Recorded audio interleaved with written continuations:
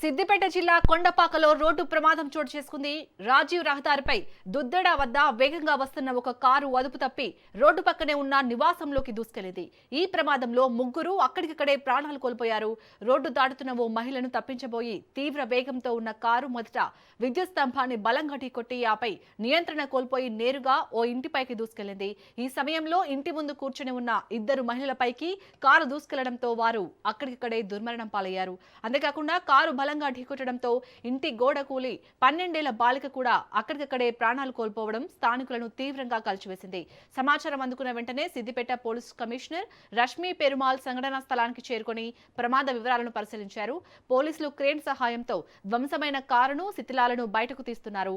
ఒక్కసారిగా జరిగిన ఈ ప్రమాదంతో దుద్దడ గ్రామంలో తీవ్ర విషాద ఛాయలు అలుముకున్నాయి.